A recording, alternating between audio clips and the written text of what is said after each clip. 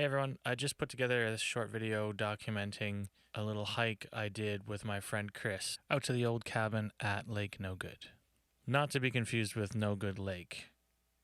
So this was at the end of October in 2022, and we just had a couple of pretty heavy days of rain, so everything was pretty wet. As you can see, the river was pretty full. The trail was mostly pretty good, though there were sections of it where it was basically like walking through a small stream. We definitely had to bushwhack around some sections because it was just too flooded. There were all kinds of little waterfalls like this running through the woods.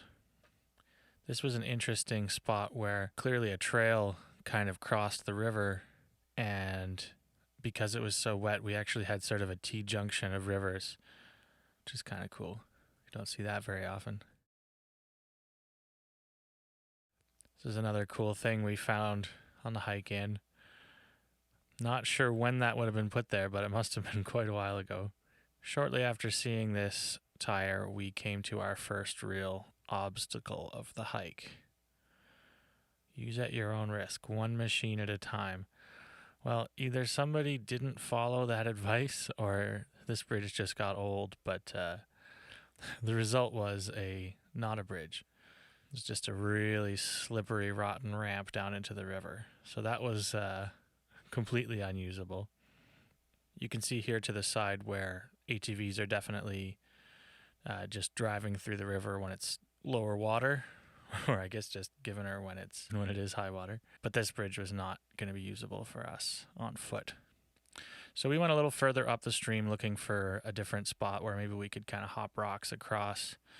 And we came across this log, which I originally tried to walk on and then shimmy, and then it just started cracking. So I got out of there and we just took off our shoes and rolled up our pants and just kind of stumbled through it. It wasn't too bad, honestly. The rocks were really smooth, so it wasn't too bad on the feet, but it was very cold. So after that, we dried off our feet and kept hiking. Overall, I think it was a couple hours in, really not bad. A little further up the trail, we found this still water along the river, which made me really wish that I had one of those telescoping fishing rods that I could put in my pack, because this is definitely a spot where, to me, it looks like the fish would hang out. More on that later. So finally, after a few hours of hiking, we arrived at the cabin.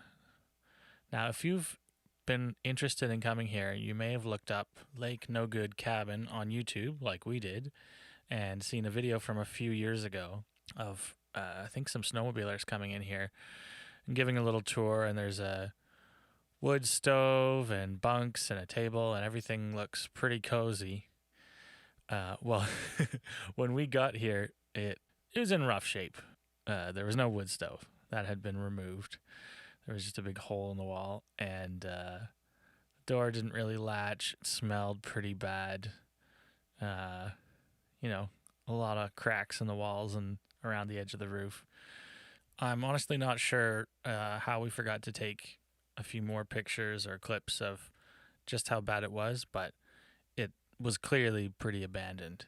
One of the corners back here was definitely rotting out, so the whole cabin, even inside, had a very noticeable tilt to it. So anyway, we swept it out and cleaned it up, opened all the windows, aired it out as best we could, and it started feeling a little bit better because it was too far of a hike for us to go back, and we kind of wanted to rough it out anyway.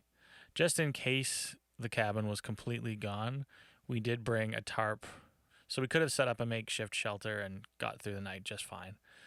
But we wanted to sleep in the cabin. That was kind of the point of this mission. So we cleaned it up and we, did some chores, got some firewood together. Once we were feeling pretty comfortable with our setup, we went for a little hike around part of the lake. We got up to this high ground, which had a beautiful view out over the lake. Absolutely stunning place. Really great spot to visit. Just really beautiful. It's totally wild out there. This is some lichen that we got a nice picture of. So we came back and built this little table with a scrap of plywood and some sticks that was lying around. And thankfully, there were a couple chairs there. This little folding chair and an old school chair, looks like. Right around this time on the lake, I could see it was just boiling with fish. There were so many little ripples and disturbances on the surface of the water, and I was really kicking myself that I hadn't brought some kind of fishing gear, because I don't know what kind of fish they were, but looked like you could have basically just caught them with a net. So anyway, we proceeded to cook bannock wrapped sausages on the fire. Didn't get a good shot of the fire. We weren't really planning on making a video about this, so there's a few holes in the footage here. After we ate, we put out the fire, we went inside and read some stories from Blue Nose Ghosts. This is right before Halloween, so we were kind of into that vibe and got ourselves nice and spooked out before going to bed. And at some point in the night, I woke up because I could hear some animal gnawing on one of the pilings for this cabin. So that was a little disconcerting, but probably just a porcupine or something. In the morning, we made an amazing breakfast, coffee and Pillsbury Doughboy cinnamon rolls, just roasted on a pan, which was a little bit of a gamble, but it worked out super well. We saved half of the pack for later because we figured that it'd be nice to have a mid-hike snack. So we kept all that gear towards the top of our packs and packed up and got ready to say goodbye to the Lake No Good cabin. I mean, it was an okay cabin, but it's seen better days, that's for sure. So we hiked for a while and we got back to the area where we originally crossed on the way in, and were greeted with a lot more water. Check this out. So this is where we crossed yesterday. And we had to take our shoes off, but it was still doable. There were lots of rocks showing that you could kind of hang on to. And now, even though it hasn't rained since yesterday, this is not a good scene.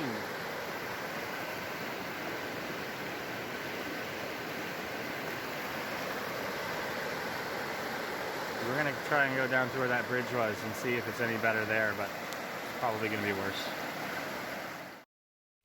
So we took a slightly different path after this, trying to find a better spot to cross, and we found this bridge.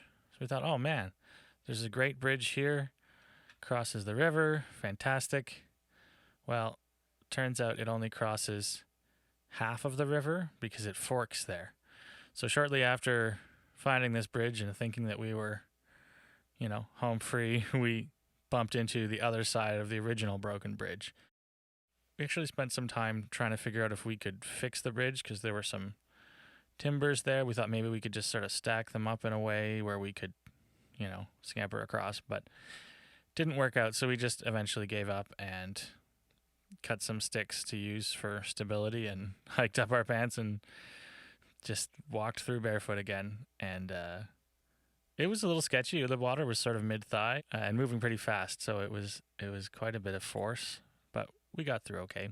And we rewarded ourselves with more cinnamon rolls, which was an awesome idea. Really boosts the mood after wading through freezing water. And then we basically just hiked out without any event, and apparently nothing else worth taking a picture of. All in all, it was a pretty good little one-nighter out to the cabin at Lake No Good. I wouldn't really recommend this trip unless you're prepared to essentially camp either in the cabin or in a tent. Lots of area for tents right there by the cabin, and a beautiful spot on that lake, but I wouldn't get your hopes up about a nice toasty cabin with a wood stove that's open to the public. It was pretty run down, but all in all, a really great adventure, and definitely looking forward to doing some more trips with Chris. With just a little bit of research, you can find out a lot more off-grid cabins that people have built on public land, which are presumably open to the public if you can get there. Obviously, people have put a lot of time, effort, and money into building these cabins, so if you are going to seek one out, make sure you do so respectfully. Generally, the rule of thumb is to leave the place better than you found it. So whether that means just tidying up, fixing something that's broken, or chopping and stacking some firewood for the next person, just basically don't be a jerk and just be considerate of all the other people who might want to come there in the future. We're going to try and get out to a couple more cool spots like this in the coming year, and hopefully have a few more videos to share with you. Thanks for watching, and happy exploring.